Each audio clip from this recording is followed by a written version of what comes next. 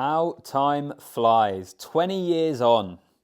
22nd of November 2003, England winning the Rugby World Cup for the first, and up to this point, the only time. But that's what I'm chatting about in this video. I'm going to be reflecting on that triumph 20 years ago. I've seen plenty of the ex-players have been speaking in the media here in the UK today. They've got a meet-up later tonight, as I understand it, as well. So reflecting on that victory in 2003, Martin Johnson, Wilkinson's drop goal, but why have England never been able to back it up? With all the resources, with all the money at their disposal, why have they never been able to back it up as well? I think that's quite an interesting question to consider when we're reflecting on that triumph 20 years ago. So drop a comment down below. Let me know what your memories are of it. Where were you when you watched the game? What did you make of that team? What do you remember of that team? And why have England never been able to build upon it? Why have they never won a World Cup since? So let me know. Also, make sure you're subscribed to the channel. Hit that subscribe button and like the video as well. Let's get into it. So that game in 2003 was actually the first rugby match that I ever watched in full. I started playing rugby shortly after when I went to secondary school, but that was like a key moment for me, an amazing moment, I think, for a lot of England fans. I mean, it's an iconic moment in English sport. It's an iconic rugby moment, I think, with that Johnny Wilkinson drop goal.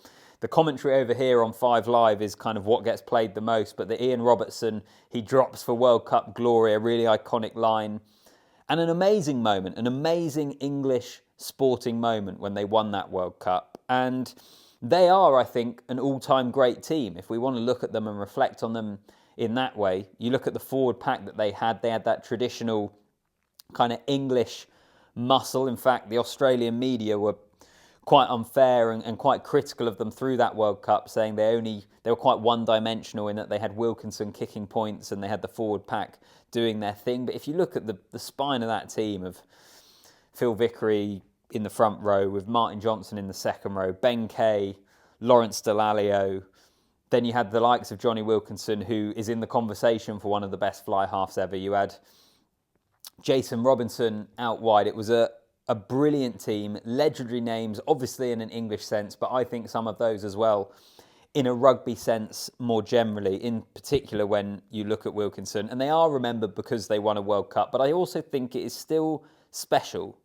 20 years later, we're going to come on to the fact that England have never won it again, but still sitting here 20 years later that no Northern Hemisphere team has ever won it either.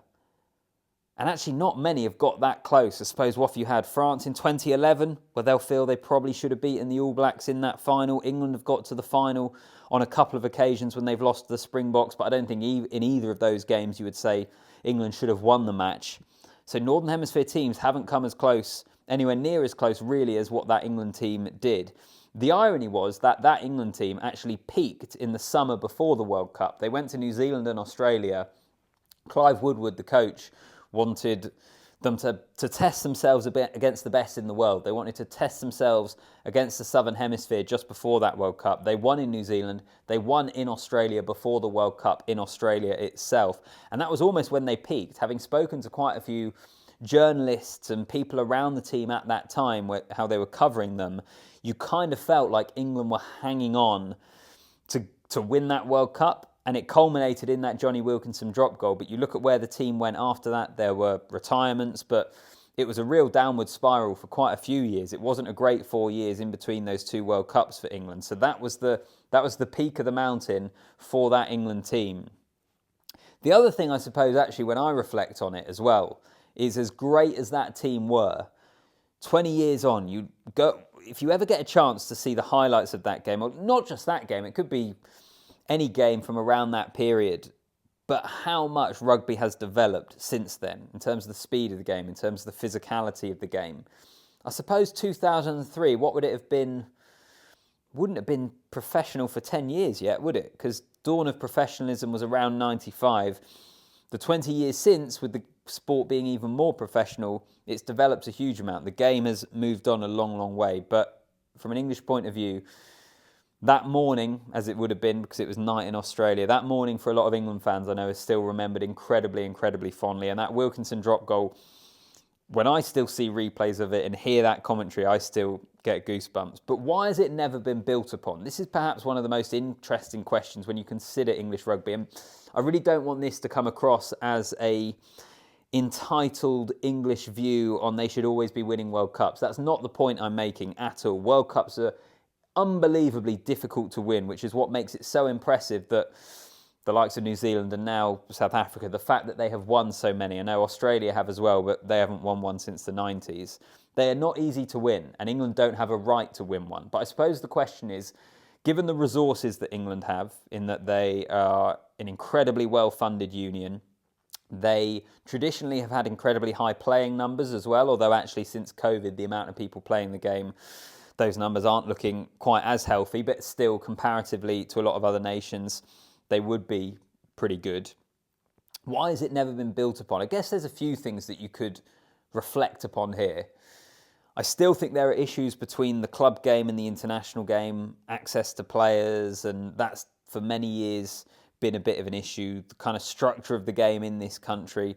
And at the moment, of course, we've seen issues with players coming through in terms of the front row. That's been a recurring theme at the last couple of World Cups. Had England had a stronger front row, stronger options, what would have happened in 2019, in 2023? 2019, I think they probably still lost. I think they were pretty comfortably beaten in that final, but certainly the semi-final in this World Cup just gone, a much stronger front row, and that game doesn't turn in the way that it did. So it's a fascinating conundrum, I think, for England. I know a lot of the players and a lot of the people involved in 2003 are frustrated, amazed really that England have never been able to win it since, but also, I suppose, maybe rather than just looking critically at English rugby, and the criticisms, the inquisition is fair, our overriding thought from this should be the fact they haven't won it again shows how difficult it really is to do, and what a brilliant achievement that was in 2003, giving us one of the great, iconic English sporting moments when Wilkinson dropped that drop goal on his weaker foot, by the way,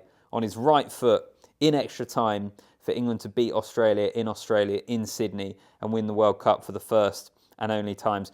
Drop a comment down below. Let me know your memories of that.